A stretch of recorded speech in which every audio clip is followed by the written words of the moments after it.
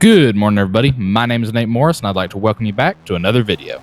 Today, we're at Florence Motor Speedway for the Southern Showdown Series.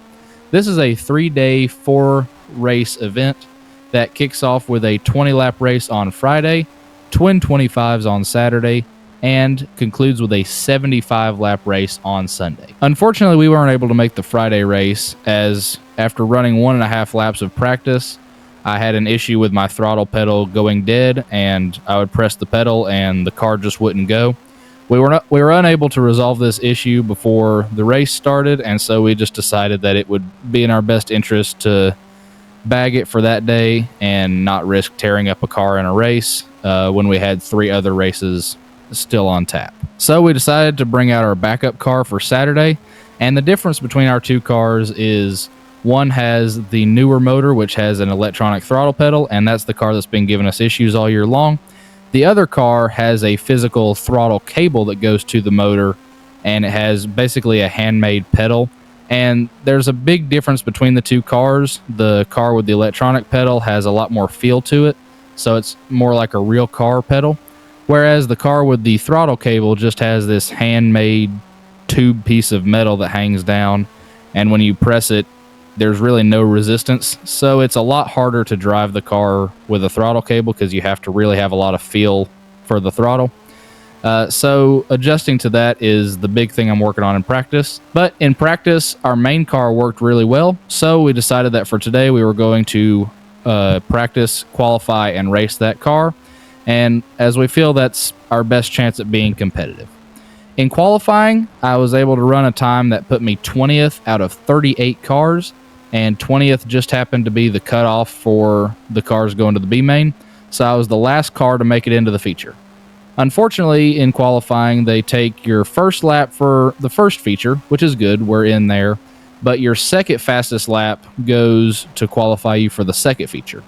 And my second fastest lap was not good enough to get into the feature, so I'll be starting on the outside pole of the B main. But for now, we got to go into the first race, see what we can do there. We're starting 20th, and hopefully I can make my way forward. There's a lot of really good cars here, so I think a top 15 to a top 10 would be really strong, but we'll just have to see how it goes. So I hope y'all enjoyed today's video, and let's get into it.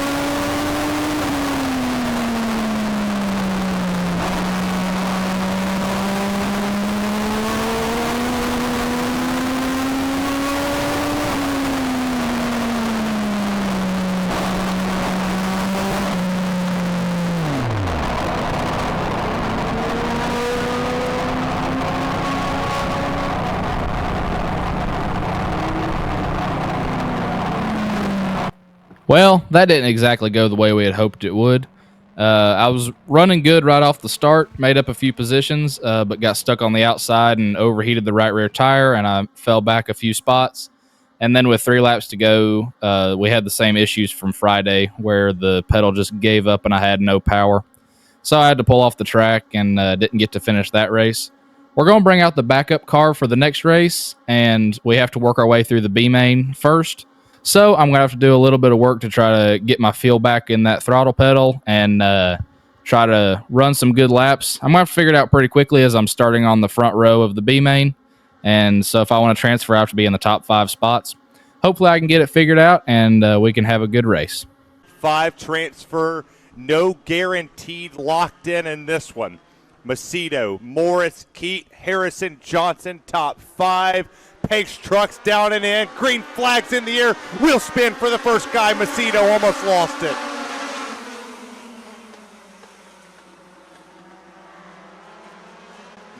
That was a good drift. Macedo gets the run down the back straightaway. He'll start to clear the 25 of Nate Morris, who took advantage of the wheel spin in the restart zone. Cassidy Keats going to try to look for second in that Rev Racing number 7 machine. There's Chase Singletary, who was automatically locked in because of the consolation race in race 1, but this time he has to race his way in on his own accord. He cannot fall back on a provisional, so he's going to have to stay in the top 5 behind Cassidy Keat and hold off Thomas Everson for that spot as he looks to the inside of the 25 of Nate Morris.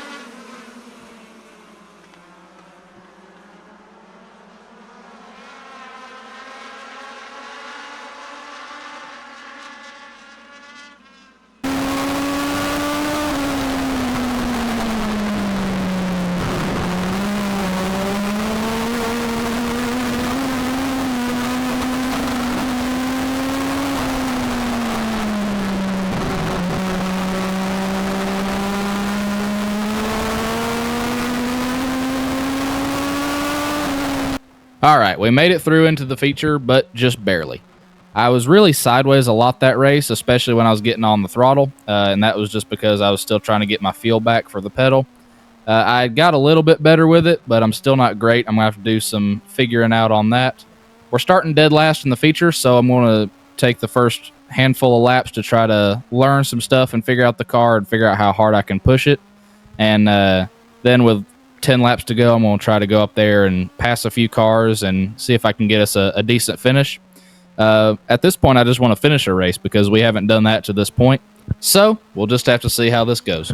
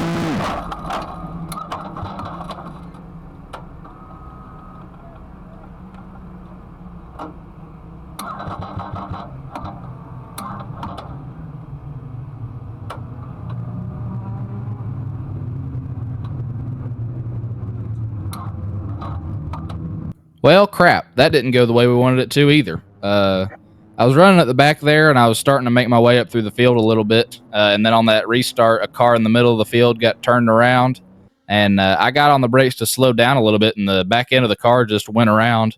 It was almost like I got my rear tire on a piece of a fender or something, and it just lost all traction. Spun it out, and when I went to try to take off again, I stalled it, and turns out the battery is actually dead from sitting as long as this car has, since we haven't driven it since February.